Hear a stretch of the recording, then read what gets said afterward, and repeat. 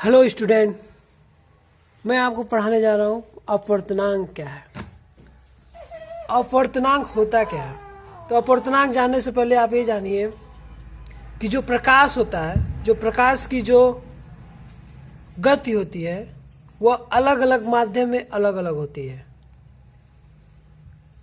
अलग अलग माध्यम में अलग अलग होती है। जैसे सपोज करिए, मान लीजिए ये एक जार है जो पानी से भरा हुआ है। एक जार है जो पानी से भरा हुआ है। अब यहाँ पे अगर प्रकाश की किरणें आ रही है तो प्रकाश की जब किरणें इस पे गिरती है तो यह आपको यह बताया गया अब तक कि प्रकाश की किरणें हमेशा सीधे चलती है।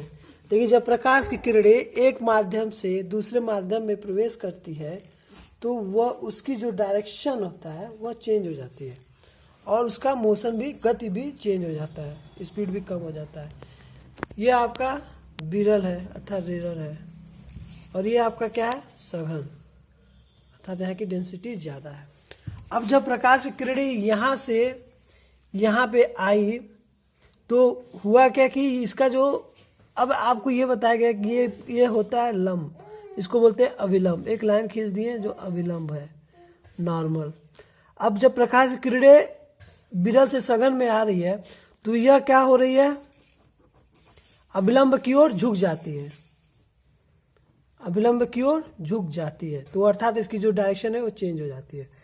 अब हमको अपवर्तनांक क्या होता है, तो अपवर्तनांक यह जानिए कि जो प्रकाश की जो गति है इस माध्यम में इसकी स्पीड क्या है, v1।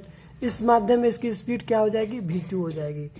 यहाँ पे speed v1 v2, v1 greater than v2 होगा। क्यों? क्योंकि यह विरल है और यह सघन है।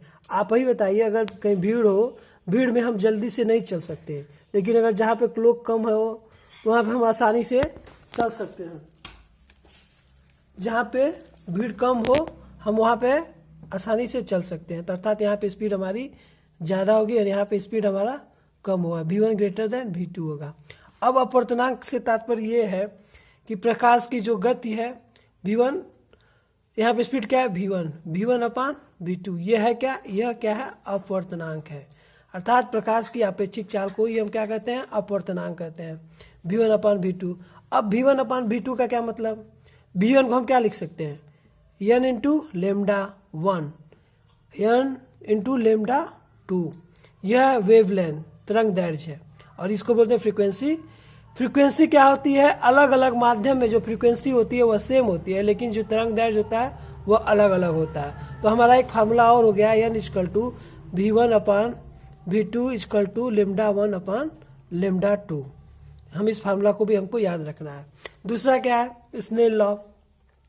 ये क्या है, ये है आपतित किरणें, और ये क्या है, अपवर्तित किरणें। आपतित किरण और अभिलंब के बीच जो एंगल होता है उसको I, और ये अपवर्तित किरण और इसके बीच जो एंगल है उसको बोलेंगे R। अब n इक्वल टू क्या होगा, sine I upon sine R।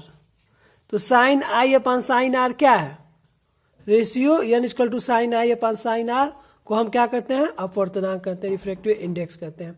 अब इसको sine I upon sine R, एक फार्मूला और हमारा हो गया, sine I upon sine R और v1 upon v2 equal to lambda 1 upon lambda 2। ये हमको फार्मूला याद रखना है।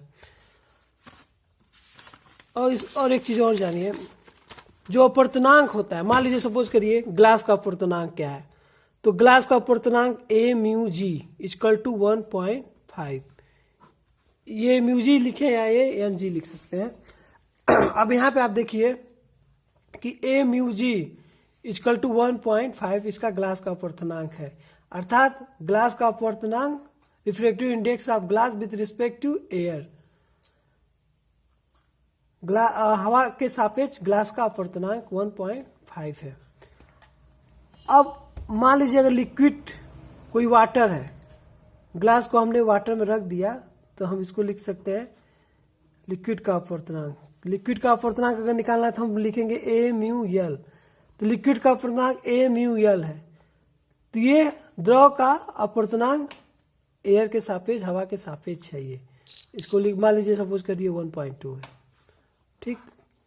एक लेंस है, सपोज करिए एक लेंस है जिसका अपवर्तनांक 1.5 है या ग्लास है जो भी हो, और उसको हम किसी द्रव में डाल दिए।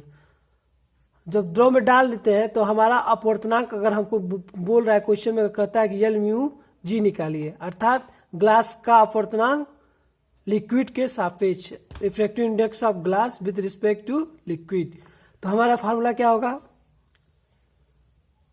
ए mu G upon A mu L. तो L mu ji equal to A mu G upon A mu L, यह हमारा एक फार्मूला तैयार हो गया। L mu ji equal to A mu G upon A mu L, refractive index of glass with respect to liquid, liquid में water जो भी है। इस तरह से हमारा एक फार्मूला तैयार हो गया।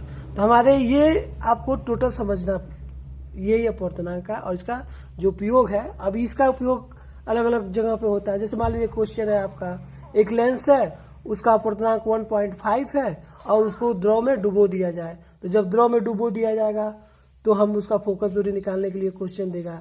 तो फोकस दूरी तब निकालेंगे जब हमको अपवर्तनांक निकालने आएगा। ओके।